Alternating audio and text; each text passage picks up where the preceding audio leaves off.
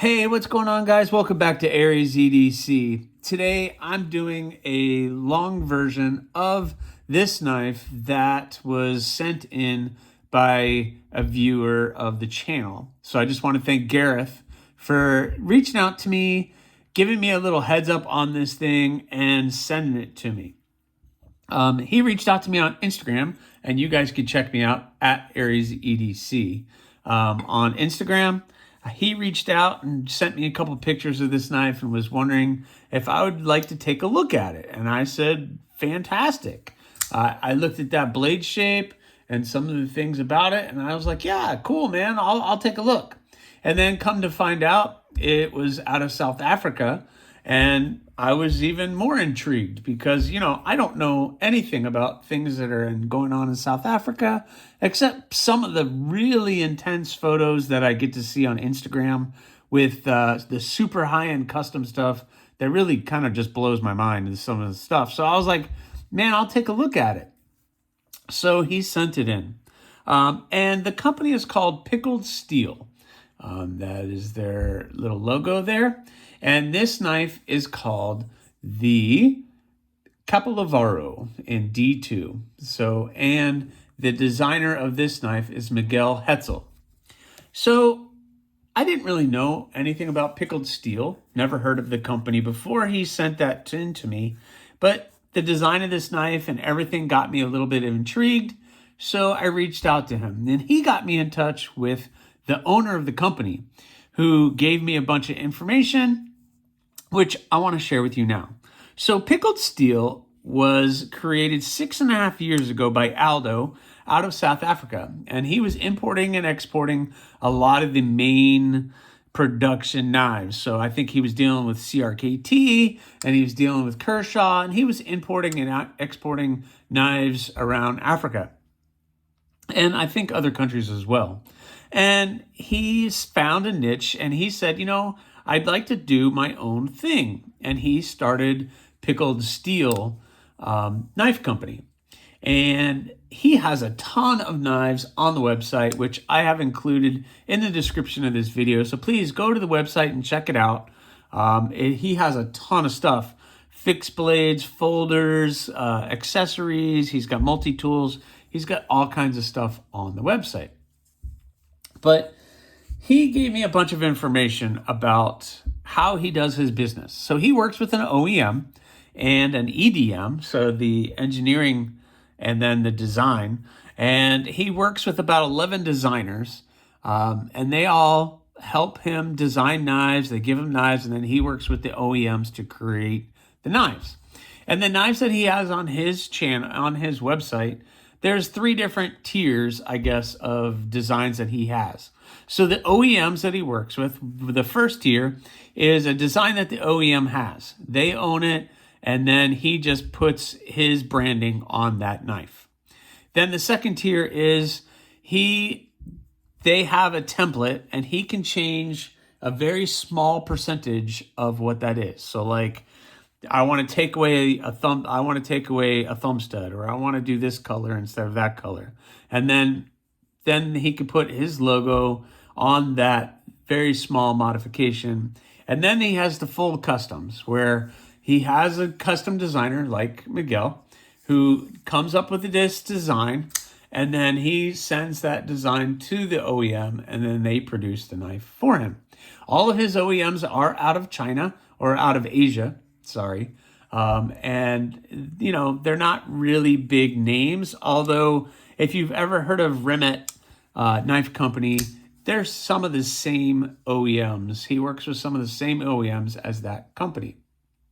So that's a little bit about what he does. And he wants to focus on quality and bringing it at a price that most people can understand.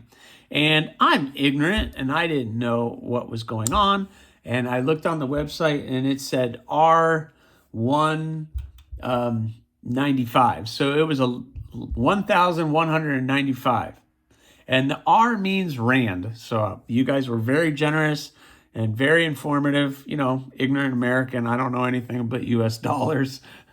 And So you have to divide it by, I think it was 19, and that gives you what the conversion rate. And this blade ends up being $63. So you're getting a nice deep carry pocket clip, some really nice micarta, a D2 blade, and caged bearings in really great action for 63 US dollars. And he said, you know, if anybody's buying a knife, he can work with anybody and exchange rate and everything else for the US. So he's willing to work with everybody. Really great guy. And I think he's really excited about what he's doing, trying to get his new company off the ground. And I think he's going to do really, really well. I already know some people reached out who are in South Africa who own other of his knives, and they say they're amazing. So I'm glad Gareth sent this along because I got to learn about a new company and some new things about what they do. So that's a little bit about Pickled Steel. There's probably a lot more, but in the sake of this video, I'm just going to keep it at that. So I want to talk about this knife, the Capolavoro. So this knife, I've been playing with it, and I'm very impressed with the action. It has never failed. It's very easy to flip, and the action is amazing. Nice detent and drop shutty. I mean, I can just play with this thing all day. So it is pretty nice. But let's talk a little bit more about it. So you have the contoured G10 or G10. The contoured micarta is really, really nice. Micarta gives you a really good texture to it. I really like that texturing. You got the little colored orange pivot collar, which is awesome. I think it's probably anodized aluminum, which is fine. It gives it a really great look. I'm a fan of the nice dark with like the copper, as you guys know. So it was really good. The clip, very deep carry clip. I put this in my pocket a couple days, just walking around the house. Very comfortable. It just disappears in the pocket, and it's really easy to pull in and out. I don't have any issues with that clip whatsoever. It's a nice low profile, and all of the screws and everything else are completely hidden in there. So it's very, very good. It is a steel liner lock, and it is a flipper.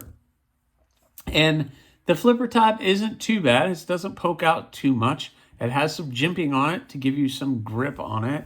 So when you're holding the knife, and it just takes a little bit of, you could do light flick or light switch, or you could push, I think you can push it in, and it works just as well. What I like is you give a little bit of relief in there. So I don't know if you guys can see that, but there's a little bit of relief out of here. So when you're flipping it, your finger is smooth. It's nice and smooth on the finger, which is interesting.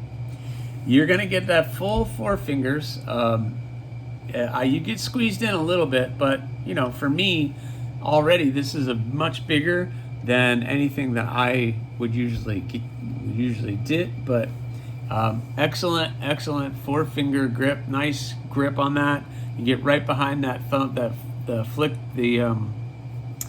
flipper tab, sorry, and it really locks you in. There's no real reason to try to get forward on the blade because you're there, you're locked in. And there's that nice jimping right here at the top of the spine. It really gets you ready to cut whatever you need to cut. Very drop shutty, detent is good. There is the relief on the inside of those the little liners in there. There is some relief so that it removes the weight. I don't have a way to weigh this. I wish I did, but it is very, very light.